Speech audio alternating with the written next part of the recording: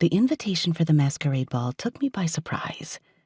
I'd not expected anything when I filled out the form for the contest being run by our local rock station, but the golden ticket, hand-delivered to me at work, indicated I'd won. What would I wear? I couldn't exactly afford anything chic on my minimum wage salary. My tiny attic apartment cost me most of my paycheck. A good thing my work let me eat leftovers for free, or I'd be starving. Luckily, I enjoyed thrifting.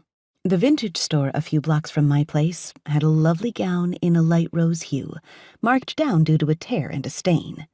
With a little help from the attic spiders, who were whizzes with thread, and the mice who'd taken up residence under my bed, we turned the shabby gown into something presentable. Dare I say, I even looked like a princess.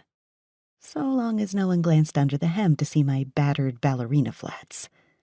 Since I couldn't get the day off work, and I still needed to pay rent, I brought my dress with me and hung it in the employee break room.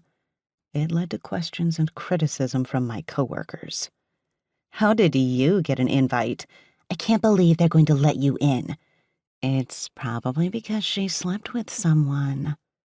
I ignored them all. I'd spent a good portion of my childhood listening to the taunts of my stepmom and stepsisters. I lived by the mantra that being pushed in front of cars and shoved downstairs would break my bones, but words couldn't hurt me.